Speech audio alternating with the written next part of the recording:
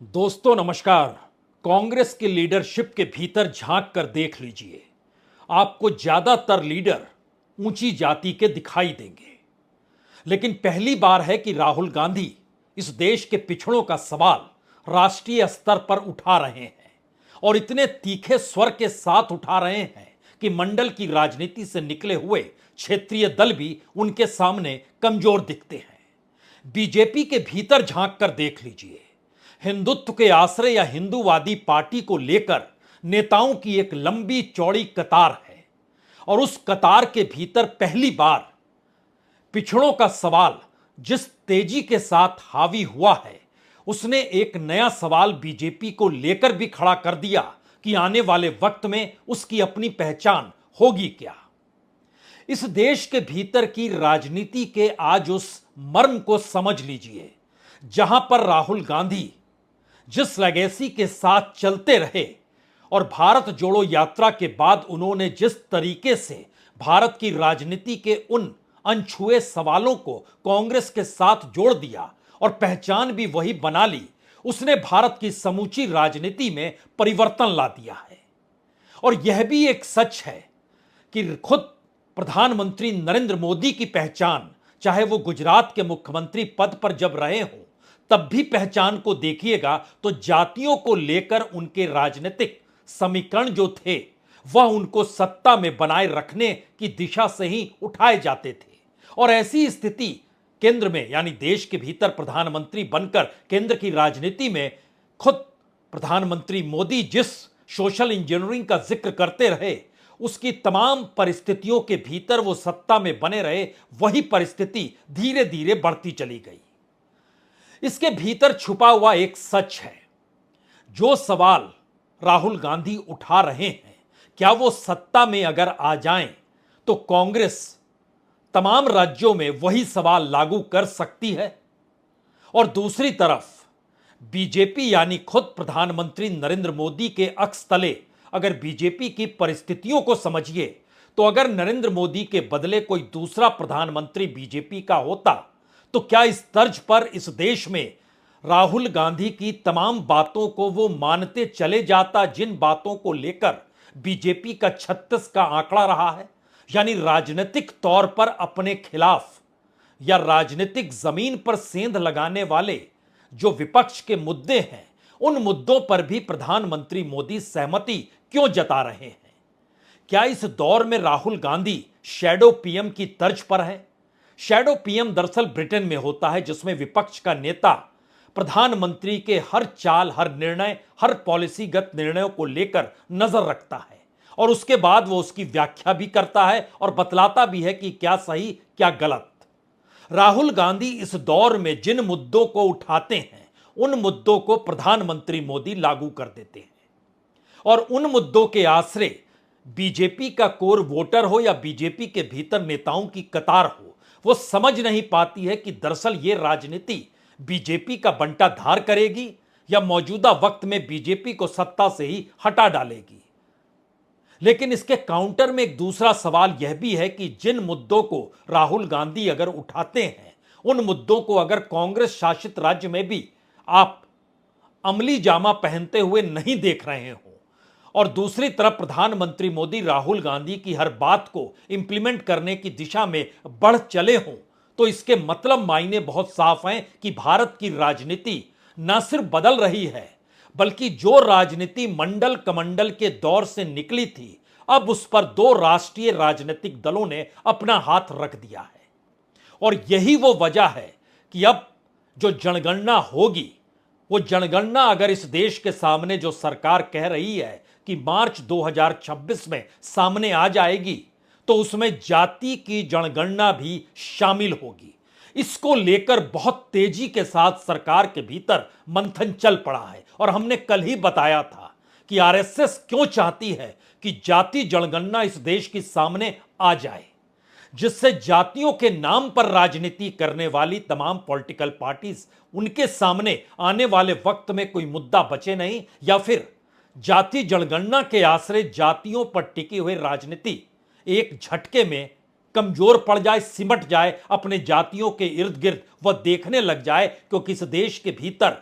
वो पिछड़ा तबका हो या शेड्यूल कास्ट हो या शेड्यूल ट्राइब हो, उनके भीतर भी जो अलग अलग जातियां या आदिवासियों की जो अलग अलग समुदाय हैं, जो सबसे कमजोर हैं, उनको कहीं कुछ भी मिलता नहीं है। तो क्या जिन बातों का जिक्र राहुल गांधी पूरे चुनाव के वक्त ये कहते हुए चले गए कि पिछड़ों को हक मिलना चाहिए इस देश में, एससी और एसटी उनको हक मिलना चाहिए, तो क्या इस दौर में मोदी सरकार अब यह निर्णय ले रही है कि किसी भी हालत में जाति जनगणना, मौजूदा जनगणना जो देश की होगी, जो सेंसस होगा, उसके साथ सामने आ जानी चाहिए? क्योंकि इस दौर में महिलाओं को लेकर भी एक सवाल उठा था और महिलाओं को कितना कुछ देने को कांग्रेस तैयार हो गई। युवाओं का सवाल उठा, युवाओं को लेकर जो कांग्रेस ने अपना मैनिफेस्टो जारी किया उसमें क्या कुछ देने को तैयार वो नहीं हुई थी, सब कुछ देने को तैयार थी। और इन्हीं परिस्थितियों को अगर आप राजनीतिक मंच पर परखें तो ध्यान दीजिए, चाहे वो महाराष्ट्र की सरकार हो या एक वक्त मध्य प्रदेश के भीतर बहना को लेकर जो पैसा बांटने की प्रक्रिया शिवराज सिंह चौहान ने शुरू की और अब एकनाथ शिंदे ने अपना ली, और इस देश के भीतर में तमाम वो राज्य जहां पर चुनाव होने हैं, वो हरियाणा हो या झारखंड हो, वहां पर भी वो राजनीति चल पड़ी। यानी राहुल गांधी जिन मुद्दों को राष्ट्रीय तौर पर उठाते हुए इस देश की राजनीति का ताना बाना बुनते हैं, उस मुद्दे को प्रधानमंत्री मोदी लागू कराने की दिशा में या जिस निर्णय को उन्होंने ले लिया है उसको वापस लेने की परिस्थिति में वह क्यों आ जाते हैं? जबकि बीजेपी के भीतर ऊंची जातियों की साथ भी है और ऊंची जातियों की पूरी कतार भी है। और इस देश के भीतर एक सवाल अपने जहन में शुरू में बैठा लीजिए,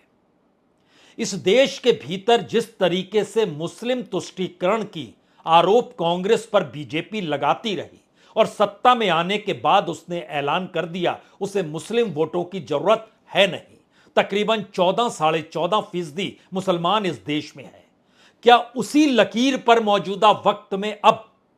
भारत की राजनीति ऊंची जातियों को लेकर आएगी, जहां पे ब्राह्मण है, राजपूत है, भूमियार है, कायस्थ है? क्योंकि इस वोट बैंक में शिफ्ट कहां पर हो जब इस देश की राजनीति उस मंडल से निकली हुई परिस्थितियों के आश्रय कांग्रेस और बीजेपी को भी एक साथ लाकर खड़ा कर रही है। राहुल गांधी जिन बातों का जिक्र करते हैं प्रधानमंत्री मोदी उसे इंप्लीमेंट कर देते हैं। तो ध्यान दीजिए, जो मंडल की राजनीति को साधने वाले चाहे अखिलेश यादव हो, चाहे तेजस्वी यादव हो, या इस देश के भीतर जो भी राजनीति चाहे वो मायावती ही क्यों ना हो, और जो महिलाओं के आश्रय लकीर जो खींची गई उसमें सबसे पहले नीतीश कुमार ने साइकिल बांटी, इसका लाभ उन्हें हुआ। वहां पर लड़कियों को उन्होंने साइकिल दी। महिलाओं अपने आप में जब शराबबंदी का जिक्र कर रही थी तो वो महिलाओं के साथ खड़े हो गए और एक ट्रूप में तमाम महिलाओं के वोट नीतीश कुमार के हक में बिहार में पड़ने लग गए। और यही परिस्थिति धीरे धीरे पर महीने पैसा 100 से 1,500, 1,000 से 1,500 रुपए महिलाओं के खाते में पहुंच जाए, इसके लिए तमाम राज्यों में व्यवस्था शुरू हो गई। सवाल 3 है। पहला सवाल, भारत की बदलती राजनीति में क्या राहुल गांधी एक ऐसे शैडो पीएम के तौर पर उभर चुके हैं जहां पर उनके द्वारा उठाए गए मुद्दे भविष्य की राजनीति में बीजेपी को लगने लगा, या नरेंद्र मोदी को जो बतौर प्रधानमंत्री वो समझ गए कि अगर इन नीतियों को इंप्लीमेंट किया जाए तो आने वाले वक्त में कम से कम क्षेत्रीय तौर पर चुनौती समाप्त हो जाएगी और कांग्रेस अगर उठेगी भी तो भी उसके भीतर का संकट उसके सामने खड़ा नहीं हो पाएगा? यह पहला सवाल है। दूसरा सवाल, राहुल गांधी ने इस दौर में जब उनके पास कुछ भी नहीं था, यानी बिहार यूपी तक में एमवाई यानी मुस्लिम और यादव के समीकरणों में कांग्रेस गायब थी, अपर कास्ट के वोट उसे मिलते नहीं थे, ओबीसी कहीं से भी कांग्रेस को अपने साथ खड़ा कर नहीं पा रहा था, आदिवासियों के भीतर भी आरएसएस घुस चुकी थी। इन सवालों के बीच राहुल गांधी जब ओबीसी का सवाल लेकर आए और उस ओबीसी के सवाल ने पूरे देश के भीतर में राजनीतिक करंट पैदा कर दिया कि हां वाकई इस देश के भीतर में अब कमोवेश हर क्षेत्र में आरक्षण जो है वह ओबीसी के अनुकूल होना चाहिए।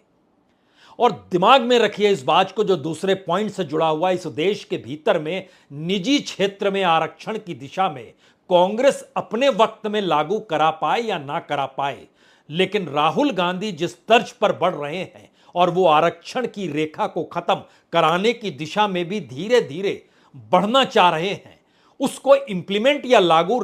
प्रधानमंत्री मोदी यानी बीजेपी की सत्ता कर डालेगी।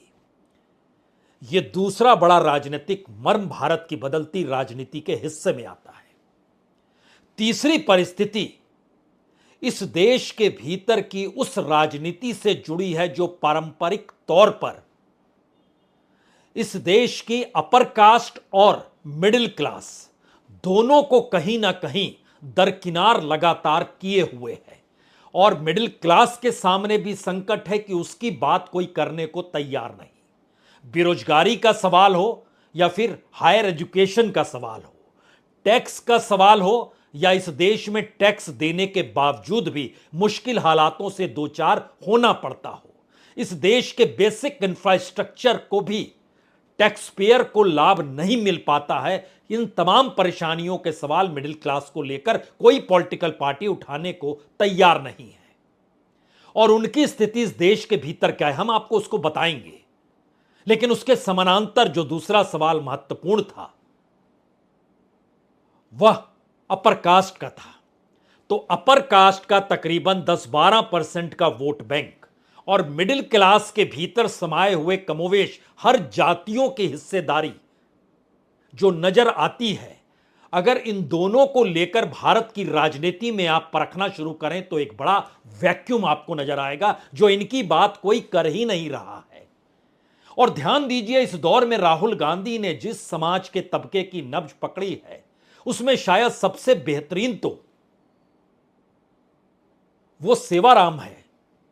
जो जूते सिलने का काम करता है और राहुल गांधी उसके साथ आधे घंटे बैठते हैं,